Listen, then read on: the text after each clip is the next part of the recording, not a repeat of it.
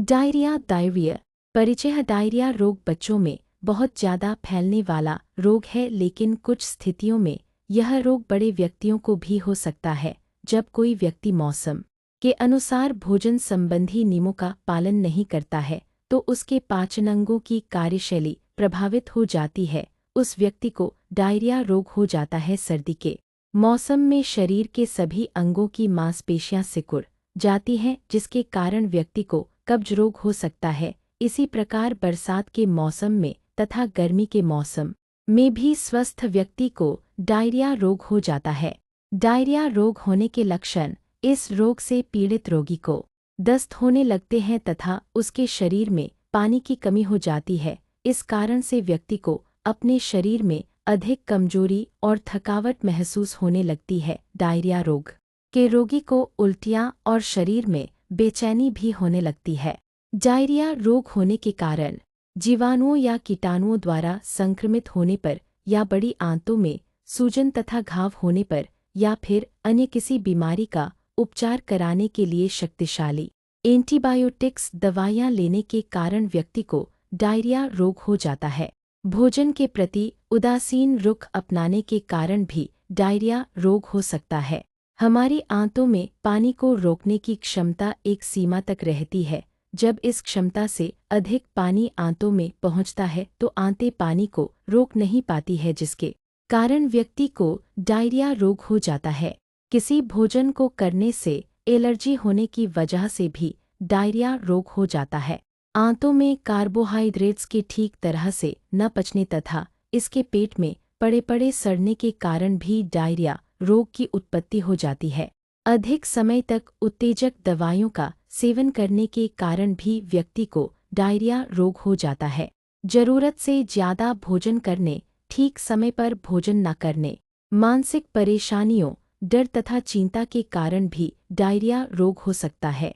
बरसात के दिनों में अधिक रस युक्त फलों तथा सब्जियों का सेवन करने के कारण भी डायरिया रोग हो सकता है। अधिक वसायुक्त भोजन, मसालेदार भोजन, डिब्बाबंद बनावटी भोजन तथा आंतों में जलन पैदा करने वाला भोजन करना भी डायरिया रोग होने का कारण होता है। किसी रोग के कारण आंतों के ठीक प्रकार से काम न करने के कारण भी डायरिया रोग हो जाता है।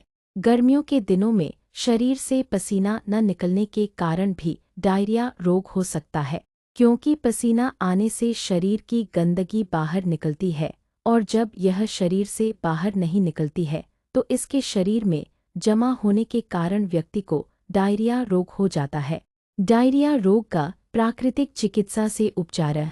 इस रोग से पीड़ित रोगी को सबसे पहले डायरिया रोग होने के कारणों को दूर करना चाहिए, फिर इसके बाद प्राकृतिक चिकित्सा से इस रोग का उपचार करना चाहिए।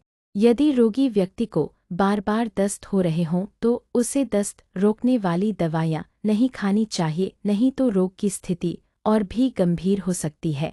इस रोग से पीड़ित रोगी को सुबह के समय में बिस्तर से उठने के बाद कटे स्नान करना चाहिए तथा इसके बाद पेट पर ठंडी सिंकाई करनी चाहिए। रोगी व्यक्ति को दिन में कई बार बारी बारी से ठंडा तथा गर्म स्नान करना चाहिए। रोगी व्यक्ति को अपने पेट की सफाई करने के लिए एनिमा क्रिया करनी चाहिए तथा दिन में नींबू का रस पानी में मिलाकर पीते रहना चाहिए।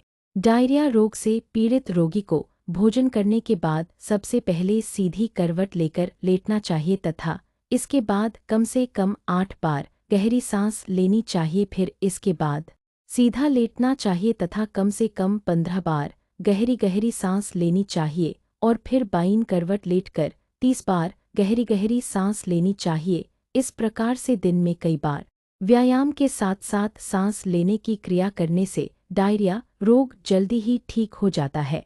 डायरिया रोग को ठीक करने के लिए कई प्रकार के आसन तथा यौगिक क्रियाएं भी हैं, जिनको कुछ दिनों तक लगातार करने से डायरिया रोग ठीक हो जाता है। ये आसन तथा यौगिक क्रियाएं इस प्रकार हैं: पद्मासन, पर्वतासन, पवन मुक्तासन, वज्रासन, भुजंगासन, धनुरासन, मत्स्यासन तथा योग मुद्रा आदि। कुछ दिनों तक लगातार सुबह के समय में सांस लेने वाले प्राणायाम करने से डायरिया रोग ठीक हो जाता है।